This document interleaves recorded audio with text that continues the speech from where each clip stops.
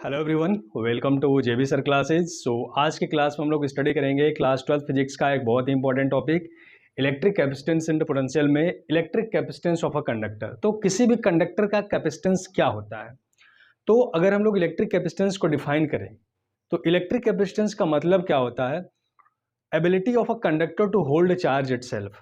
यानी कि अगर हम लोग कैपेसिटेंस की बात करें तो कैपेसिटेंस का मतलब होता है ability of a conductor ability of a conductor to hold charge। कोई भी कंडक्टर कितना होल्ड चार्ज को होल्ड कर सकता है, कितना चार्ज अपने आप पर स्टोर कर सकता है, that is called the capacitance of a conductor.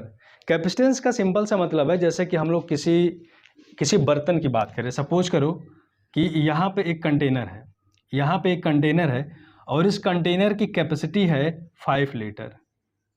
Container की कैपेसिटी 5 लीटर है। इसका मतलब क्या हुआ कि यह कंटेनर 5 लीटर तक कोई भी लिक्विड को ऑक्यूपाई कर सकता है। तो इस कंटेनर की कैपेसिटी कितनी हो गई? 5 लीटर हो गई। उसी तरीके से जो भी कंडक्टर होता है उस कंडक्टर की कैपेसिटी होती है to hold the charge itself, कि वह कितने चार्ज को स्टोर कर सकता है। तो that property of the conductor is called the it's capacitance. Okay, अगर हम लोग जानते हैं कि किसी भी कंडक्टर पर चार्ज की वैल्यू को हम लोग बढ़ाते हैं तो उसका पोटेंशियल इंक्रीज होता जाता है। जैसे कि हम लोग इस तरीके से, अगर कोई कंडक्टर है, इस तरीके से सपोज करो कोई कंडक्टर है, ठीक है, और इस कंडक्टर में इनिशियल कंडीशन में Q इक्वल्स टू 0 है, इस पर कोई भी चार्ज नहीं है। जब इस पर कोई भी चार्ज नहीं है तो इस कंडीशन में इसका पोटेंशियल V इक्वल्स टू 0 होगा।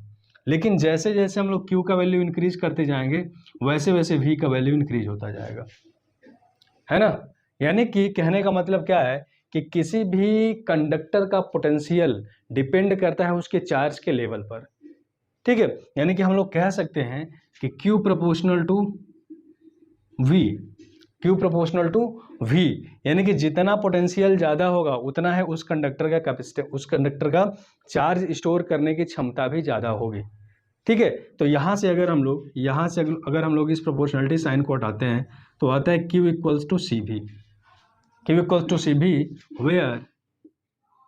Where C is a constant और उसे बोलते हैं कैपेसिटेंस ऑफ द कंडक्टर, ठीक है। यहां से अगर हम लोग C की वैल्यू निकालें तो C इक्वल्स टू क्या हो जाएगा? Q upon V। C equals to Q upon V। इसका यूनिट क्या हो जाएगा?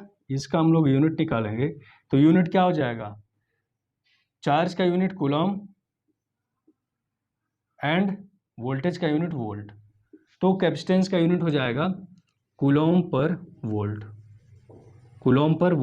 और इसी को हम लोग बोलते हैं फैरड, ठीक है। कूलम पर वोल्ट को हम लोग फैरड बोलते हैं और 1 फैरड इक्वल्स टू होता है 1 कूलम पर वोल्ट, ठीक है। So this is the capacitance of the capacitor. अब देखो, जो फैरड होता है कैपेसिटेंस का यूनिट एक बिग यूनिट होता है, बहुत बड़ा यूनिट होता है, इसीलिए हम लोग कैपेसिटेंस को मेजर करने के लिए वेरी स्मॉल यूनिट्स का यूज करते हैं, ठीक है।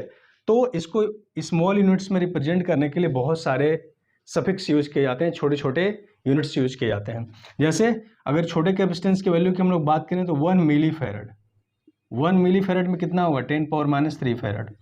1 माइक्रो फैरड, इसमें हो जाएगा 10⁻6 फैरड। उसके बाद पीको फैरड का वैल्यू होता है 10⁻12 फैरड। ये क्या है? ये कैपेसिटेंस के कुछ छोटे यूनिट्स हैं। अब देखो, यहाँ से कैपेसिटेंस का हम लोग डिमेंशन भी निकाल सकते हैं। डिमेंशन फॉर्मूला अगर हम लोग निकालें यहाँ से, dimension formula of capacitance, dimensional formula. तो डिमेंशनल फॉर्मूला कैसे हम लोग निकाल सकते हैं? देखो, यहाँ से हमारा आ गया C equals to Q upon V। तो अगर Q का हम लोग डिमेंशन लिखे तो Q का डिमेंशन क्या होता है? Q equals to IT। तो यहाँ से 80 हो जाएगा। एंड V इक्वल्स टू क्या होता है? W upon Q। So we can find here W होगा mL2T-2 एंड Q का हो जाएगा Q का 80। सो यहाँ से V का क्या हो जाएगा? mL2T-3A-1, ठीक है। हमको Q का मिल गया और V का मिल गया, तो हम लोग क्या कर सकते हैं? C का यहाँ से निकाल सकते हैं। तो C का डिमेंशन क्या हो जाएगा? Q का पुट कर दें 80 और V का क्या हो जाएगा? mL2T-3A-1। So we can find here इसको हम लोग क्या लिख सकते हैं, यहाँ पे हम लोग लिख सकते हैं m-1 l-2 T4, उसके बाद क्या हो जाएगा A2। So this is the dimension formula of capacitance. ठीक है, अब देखो एक सिंपल सा और हम लोग देख लेते हैं फॉर्मूला कि कोई स्फेरिकल कंडक्टर है, किसी स्फेरिकल कंडक्टर का कैपेसिटेंस कितना होता है। So capacitance of a spherical conductor, capacitance of spherical conductor.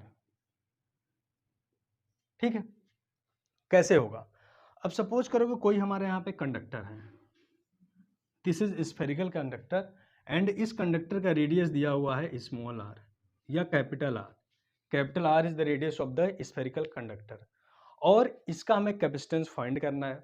अब देखो जब भी इस कंडक्टर को चार्ज दिया जाएगा, सपोज करो इसको क्यू चार्ज हम लोग देते हैं, तो ये चार्ज कहाँ पे जाएगा, किसी भी कंडक्टर को जब भी चार्ज दिया जाता है तो चार्ज ऑलवेज इसके अपर सरफेस पर यूनिफॉर्मली डिस्ट्रीब्यूट हो जाता है।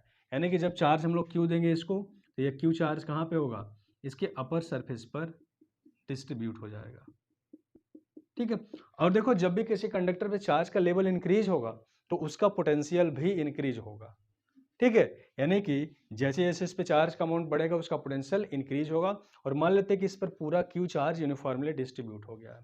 सो इस कंडक्टर का कैपेसिटेंस कितना होगा। सो फर्स्ट ऑफ ऑल हमको फाइंड करना होगा what will be the value of the potential of this uniformly distributed charge Q conductor. इस कंडक्टर का पोटेंशियल कितना होगा, तो पोटेंशियल हमको निकालना है, पोटेंशियल निकालना है, इसके सरफेस पे पोटेंशियल निकालना है। तो किसी भी स्फेरिकल कंडक्टर का पोटेंशियल उसके सरफेस पर निकालने के लिए हम यह कंसीडर करते हैं कि जो भी चार्ज इस पर यूनिफॉर्मली डिस्ट्रीब्यूट हुआ है उसके सेंटर पे केंद्रित है। यानी कि हम इस पूरे चार्ज को क्या मान सकते हैं कि यह पूरा चार्ज इसके सेंटर पे इस तरीके से केंद्रित है और इससे निकलने वाले इलेक्ट्रिक लाइंस ऑफ फ्लक्स क्या है, बाहर की ओर आउटवर्ड डायरेक्शन में है और जिसके कारण इसके सरफेस पर एक पोटेंशियल क्रिएट हो जा रहा है। तो potential of a conductor on its surface, इसके सरफेस पे पोटेंशियल कितना हो जाएगा, यानी कि इसके सेंटर से कैपिटल आर दूरी पर पोटेंशियल हमको निकालना है। तो हम लोग जानते हैं कि किसी भी पॉइंट से आर डिस्टेंस पे कैपेसिटेंस का फॉर्मूला होता है V equals to 1/4 pi epsilon naught into Q upon capital R. ठीक है, this is the capacitance, this is the potential of a capacitor of spherical type conductor. ठीक है, तो यहाँ पे वोल्टेज हो जाएगा V equals to 1/4 pi epsilon naught Q upon R. ठीक, इक्वेशन फर्स्ट। अब देखो इस पे चार्ज का वैल्यू कितना है, Q है, चार्ज इस पे Q दिया गया है। So capacitance, so capacitance, capacitance C equals to क्या हो जाएगा, यहाँ से देखो C equals to Q upon V, Q upon V। Put the value of Q and V। Q का वैल्यू कितना है, Q का वैल्यू Q है एंड V का वैल्यू कितना है 1/4 pi epsilon naught into Q upon R। So Q से Q cancel हो जाएगा और यहाँ से हमको मिलेगा 4 पाई एप्सिलॉन 0 R। ठीक है, सो C equals to 4 pi epsilon 0 R, C proportional to R होता है। यानी कि जिसका रेडियस, कंडक्टर का रेडियस ज़्यादा होगा तो उसका कैपेसिटेंस ज़्यादा होगा और कंडक्टर का रेडियस कम होगा तो कैपेसिटेंस क्या होगा, कम होगा। अब देखो यहाँ इसको हम लोग इस फॉर्म में भी लिख सकते हैं। हम लोगों ने क्या देखा, C equals to 4 pi epsilon naught into R। यहाँ से 4 पाई एप्सिलॉन नॉट का वैल्यू कितना होता है, हम जानते हैं 1/4 पाई एप्सिलॉन नॉट का वैल्यू कितना होता है 9 इंटू 10⁻9 होता है ना। इसका वैल्यू कितना होता है 9 into 10⁻9 newton metre square upon coulomb square. ठीक, तो इसको हम लोग यहाँ पर भी पुट कर सकते हैं। यहाँ से अगर हम लोग 4 पाई एप्सिलॉन नॉट की वैल्यू देखें तो कितना हो जाएगा 1/9 इंटू 10⁻9। सो कैपेसिटेंस का वैल्यू C इक्वल्स टू हम लोग उसको पुट कर सकते हैं R/9 इंटू 10⁻9 फैरड। ठीक है, तो वेरी वेरी इंपॉर्टेंट फॉर्मूला है और इसको तब हम लोग अप्लाई करेंगे जब किसी कंडक्टर का कैपेसिटेंस पूछे, उस पर चार्ज स्टोरिंग कैपेसिटी बढ़ाने से, चार्ज का वैल्यू बढ़ाने से उसका कैपेसिटेंस क्या होगा। ठीक है, तो बहुत ही सिंपल फॉर्मूला है और इससे किसी भी स्फेरिकल कंडक्टर के कैपेसिटेंस को निकाला जा सकता है। तो ये आज का बहुत छोटा सा टॉपिक है। आई होप सारी चीज़ें आप लोगों को क्लियर हो गई। फिर भी अगर कोई डाउट होता है तो आप कमेंट सेक्शन में कमेंट करके पूछ सकते हैं। फिर मिलेंगे एक नए वीडियो में एक नए टॉपिक के साथ। तब तक के लिए okay, thank you very much.